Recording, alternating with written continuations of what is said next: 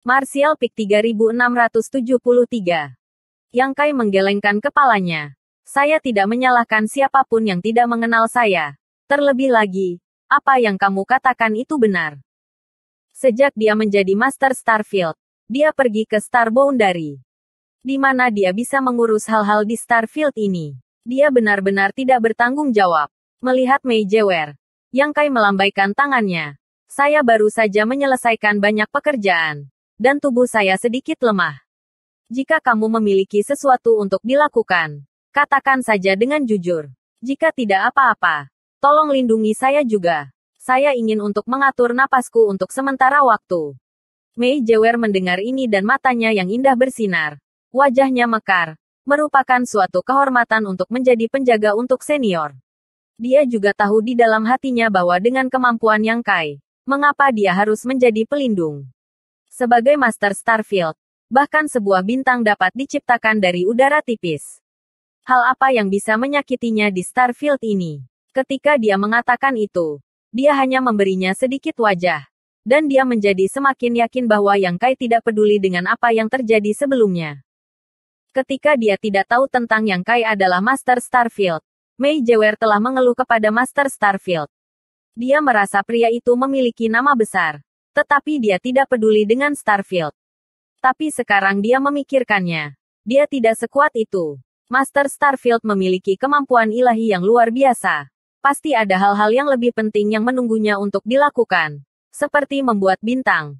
Bagaimana dia bisa peduli dengan hal-hal sepele seperti bandit bintang? Sementara Yang Kai sedang bermeditasi dan mengatur napasnya, Mei Jewer meliriknya secara diam-diam. Dan menemukan bahwa Master Starfield juga memiliki penampilan yang bermartabat. Dengan sedikit benang perak di rambut hitamnya. Menambahkan sedikit lagi dengan rasa keagungan.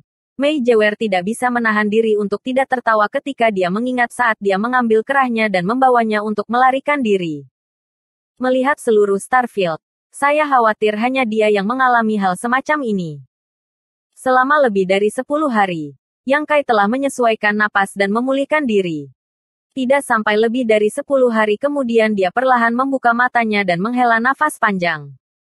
Mei Jewer buru-buru menyapanya ketika dia melihat ini. Dan sikapnya sangat hormat. Tidak ada penampilan garang lagi.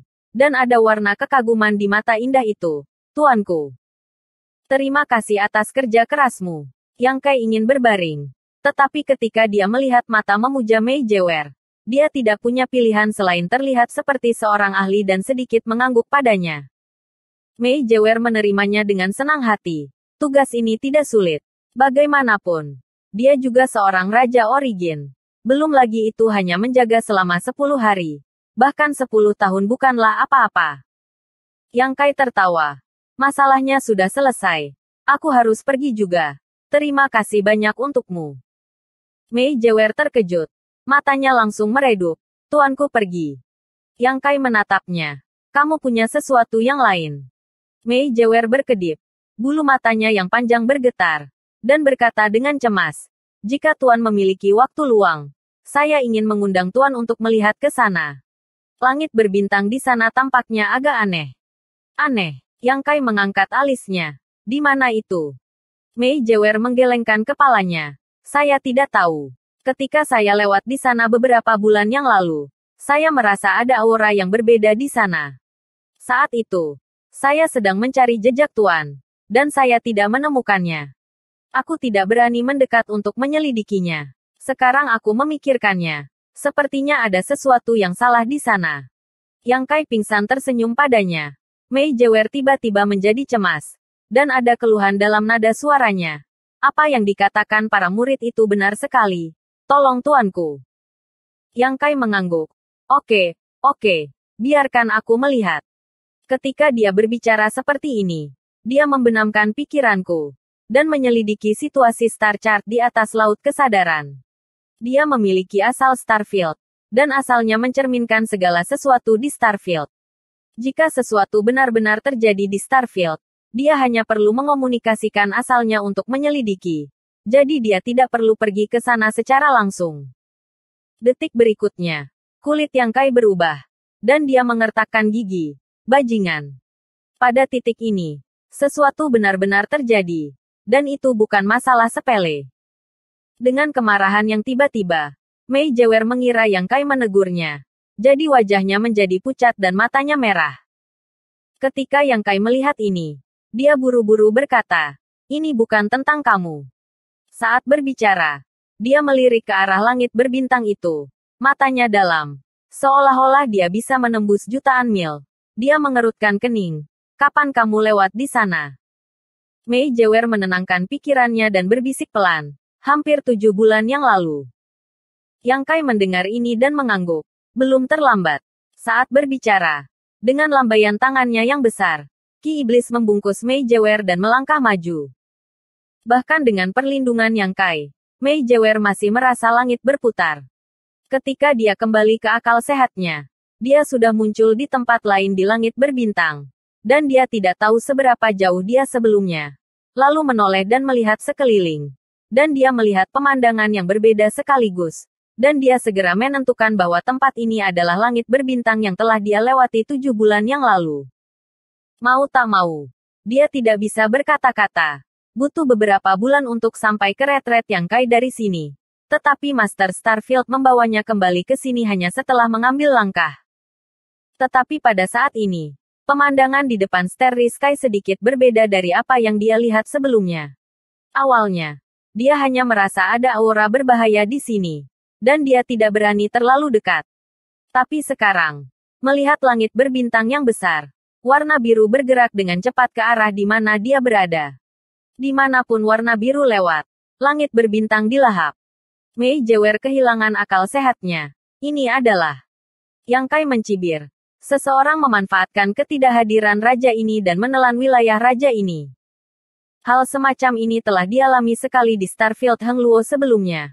Pada saat itu, seluruh Starfield terpengaruh, dan bintang budidaya yang tak terhitung jumlahnya melahap. Jadi ketika Yang Kai mengatakan ini, Mei Jewer bereaksi. Starfield Desolate besar menyebabkan masalah lagi. Terakhir kali adalah Wu Heng, Master Starfield dari Starfield Desolate besar. Setelah waktu itu, dua Starfield berkomunikasi satu sama lain. Jadi ketika dia menyadari bahwa Starfield-nya ditelan, Yang Kai tanpa sadar berpikir bahwa Wu Heng telah kembali. Bajingan itu adalah Wu Heng. Sekarang Starfield telah banyak ditelan. Tetapi karena bagian yang ditelan milik Great Desolate Starfield dan juga ditelan oleh Yang Kai sebelumnya. Jadi dia tidak menyadarinya pada awalnya sampai Mei Jewer melaporkannya. Mei Jewer menatap dingin ke samping. Sepertinya mereka akan kembali dan ingin menyembuhkan bekas luka mereka. Tolong minta senior untuk memesan murid. Dan murid ini akan mengumpulkan semua kekuatan utama di Starfield. Yang Kai tidak mengganggunya. Hanya mengerutkan kening dan menatap warna biru yang telah menelan langit berbintang. Setelah melihat lebih dekat, sepertinya kali ini sedikit berbeda dari sebelumnya. Adapun perbedaannya, Yang Kai tidak tahu. Karena curiga, perwujudan tiba-tiba mendengar suara transmisi dari batas kecil misterius. Wajah Yang Kai berkedut, menunjukkan ekspresi sakit kepala. Tetapi segera, dia membuat keputusan dan bergegas ke Mei Jewer di sebelahnya dan berkata, "Kamu cepat mundur dan aku akan melihatnya." Kedepannya berinisiatif memenuhi warna biru. Mei Jewer tidak mendengarkannya, tetapi mengejarnya. Murid ingin melakukan yang terbaik. Yang Kai terdiam. Namun, wajahnya sangat antusias sehingga tidak mudah untuk membujuknya. Jadi Demoniki mendesak untuk membungkusnya. Setelah beberapa saat, kedua orang itu jatuh ke dalam warna biru-biru. Tiba-tiba, Yang Kai dan Mei Jewer merasa jatuh ke air. Melihat dari dekat, mereka tidak berada di dalam air.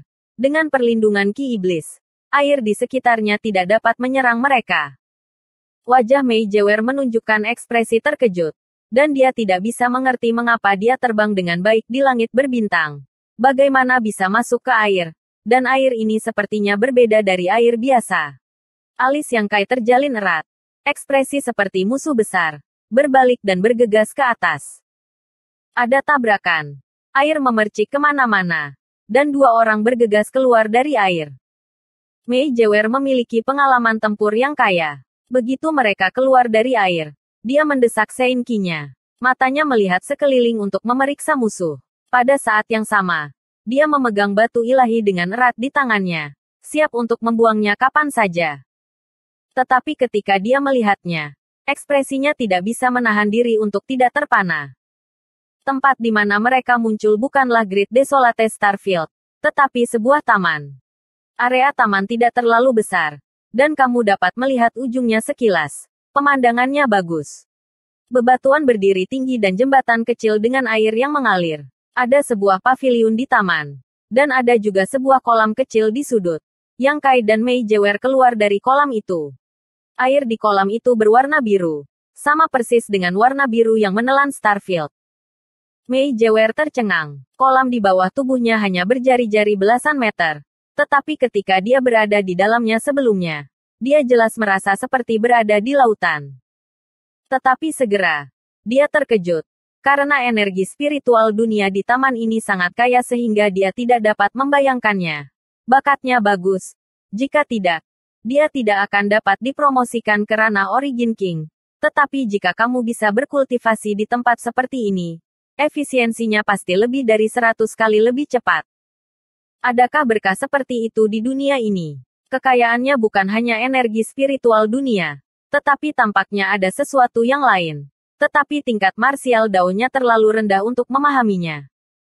Ketika dia kehilangan akal sehatnya, dia mendengar Yang Kai menggertakkan gigi. Tentu saja, itu hal yang baik. Mei Jewer mendengar ini, mengikuti tatapannya. Dia melihat seseorang duduk di paviliun di sana. Lelaki tua dengan rambut putih dan janggut panjang yang cukup tenang dan berwajah bijak. Mei Jewer terkejut bukan oleh seperti apa lelaki tua itu, tetapi karena dia telah melihat sekeliling dengan cermat sebelumnya. Dan dia bahkan tidak memperhatikan lelaki tua itu sampai Yang Kai mengeluarkan suara. Pada saat ini, lelaki tua bernama Wu Kuang meletakkan papan catur di depannya. Di papan catur, karakter hitam dan putih itu terjerat dan saling mencekik. Key of Slaughter yang kaya muncul dari papan catur, bergegas menuju pikirannya. Hanya dengan melirik papan catur, wajah Mei Jewer memutih. Dan pada saat yang sama dia merasa aneh. Kabut tua ini sangat membosankan sehingga dia bermain catur dengan dirinya sendiri. Pria tua itu mengangkat kepalanya di paviliun. Memandang Yang Kai sebentar. Mengapa kamu di sini? Bersambung.